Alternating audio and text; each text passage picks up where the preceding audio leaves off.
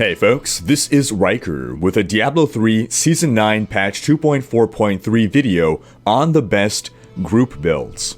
Now, my videos tend to focus on the best solo and DPS builds because that's where my interests lie, but I did a lot of research into support builds and a full analysis of the top 2-man, 3-man, and 4-man groups in the Americas, Europe, and Asia. Note that my data was collected several days ago. It's taken a long time to make this video, so odds are the top Greater Rift clears we're going to talk about have already been surpassed by a couple Greater Rift levels. Okay, on to the builds. A couple weeks ago, we covered the best solo builds. You can check out that video, but basically, you would expect when we move to the best 2-player builds that you would just take the 2 best or some of the best solo builds, right? Well, if you look at the numbers, it turns out that's not the case. I looked at every 2-player clear of at least Greater Rift 97, going all the way up to Greater Rift 104.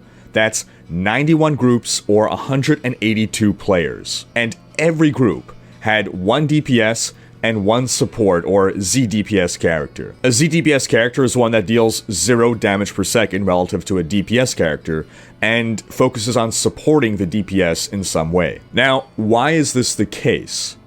Adding a second DPS would double your damage. Doesn't that seem good? As it turns out, the amount of support that a proper zDPS character can bring turns out to be more beneficial than adding a second DPS. A support character can bring damage buffs to the DPS. A support can group monsters together to allow the DPS to more quickly and efficiently clear a Greater Rift. And a support can stun and nerf enemies as well as heal and protect the DPS, thus allowing the DPS to stand and fight for longer. We will stand and fight! Rather than have to fall back and heal. Taken all together, this allows the support to actually enable the party to deal more damage than adding a second DPS. Not by dealing the damage itself, but by allowing the DPS to deal more damage. Note that this does not apply to the lower difficulties where there's no real threat of dying and the monsters die too quickly to really benefit from DPS buffs, in which case going full DPS group compositions is the best way to go. So looking at this 1 DPS, 1 support meta, which is the best DPS? One would think it would be the best solo build, right? Not necessarily. We've covered the best solo builds in the past, and the best party DPS build turns out to not be the best solo build. It's still a great one, but it's not the absolute best. And the reason for this is that in a party, the best DPS build will be the one that is the best at dealing DPS, whereas in solo, you also have to factor in survivability. A party DPS can focus more on standing still and dealing damage, relying on his supports to keep him alive, whereas a solo character has to worry about his own survival. The current top Witch Doctor solo build actually first emerged as the best party DPS build a few seasons ago, the Firebat Rhykker Witch Doctor. For a time, it was believed that that build was too glass cannon to emerge as the top solo Witch Doctor build, but the build did eventually emerge into the solo meta as well. This is because builds that focus on dealing damage at the expense of survivability will always be capable of pushing higher into the Greater Rifts, but they become much more dependent on skill and luck. You'll need to fish through 50 Greater Rifts before finding that perfect combination of monster type, rift layout, pylon placement, etc. Another factor to consider is a build's ability to deal single target damage versus area damage. In a 4-man group, for instance, you can have 1 DPS that focuses on solo damage, single target damage, and 1 that focuses on area damage. But when playing solo, you generally want something that can do both. Or at least the best builds will be capable of finding a balance between the two. So in the 2-man groups, who turns out to be the best DPS? Well, it's actually fairly evenly split between the Firebat's Rhykker Witch Doctor and the Lightning Wizard. What's most interesting here, though, is the divide between the regions. In Europe, Witch Doctors dominate, with almost twice as many Witch Doctors as Wizards. In Asia, Wizards dominate, with 19 Wizards to only 3 Witch Doctors. And in North America, we see about an even split, with the higher clears though going to the Witch Doctors. We have a build guide on the Lightning Wizard, and you can check out Big Daddy Den's channel for a guide on the Rhykker Firebat Witch Doctor. About 12% of the 2-player DPS classes were Hammerdans, all with clears lower than the Wizard or the Witch Doctor, And we had one 97 clear that was done with a Grenade Unhallowed Essence Demon Hunter.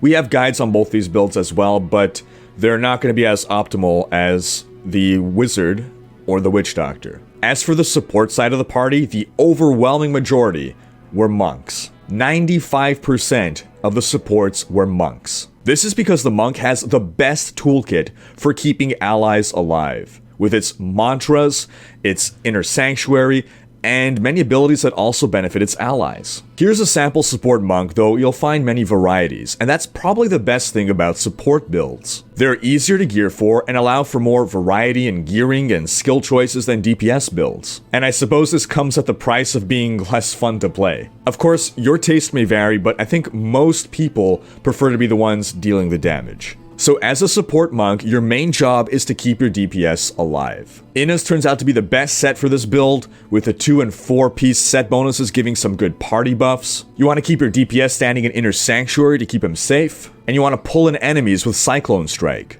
You'll want an Obsidian Ring of the Zodiac, and plenty of cooldown reduction to maintain 100% uptime on Epiphany. You'll want an Oculus Ring, and the Strong Arm Bracers, and the Gem of Efficacious Toxin to boost your team's damage. You'll want Lefebvre's Shoulders and Spirit Guards to help keep yourself alive. You'll want a Band of the Root Chambers for more spirit generation, and a Flying Dragon for more spirit generation and life on hit. It doesn't confer more life on hit, but you're hitting more often, so you're regenerating more life. And you'll want to combine the primary attack Crippling Wave Tsunami with an Ice Blink gem to buff your party damage. You'll want to use either the Mantra of Healing or the Mantra of Agility to add either healing or dodge chance to your party. You'll want to get Health Glow bonus as secondary property on your items because some of your healing skills scale with that. Your ideal weapons here will be Istvan set for the attack speed increase, but those are some of the rarest items in the game. So alternatives are Azurath or Sledge Fist for crowd control, Pig Sticker for the extra property, or the Storm Shield or the Burning Axe of Sandkiss for damage reduction. It appears that the new Rabid Strike item is emerging as an option in the meta, but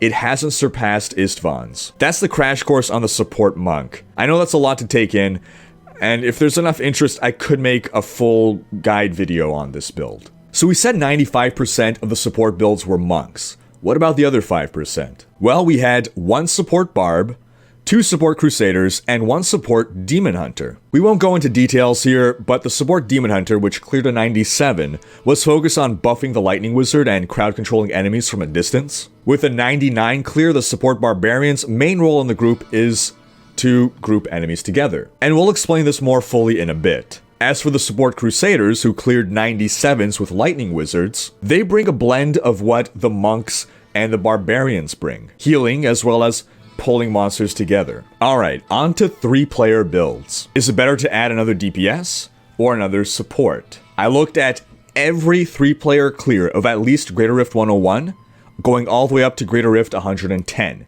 That's 47 groups or 141 players, and only 2 groups added a second DPS. That DPS was a Shenlong Generator Monk, which is the top solo monk build. Every other group added a support Barbarian, and the groups of the Shenlong Monks topped out at Greater Rift 105. This is because the support Barbarian's primary function is to scout out ahead of the party and find and group elite packs together. If a DPS character is able to deal, say, 1 billion damage per second to all enemies in the area, then adding a second DPS would double that damage. But if instead of adding a second DPS character, you tripled the number of enemies on screen, then you would be dealing triple damage. This is why the support Barb starts to come into the 3-player meta. Another interesting thing to note here is that for the DPS role, the split between Witch Doctor and Wizard is no longer roughly equal. By far, the DPS build is the Firebat's Arakir Witch Doctor. 95%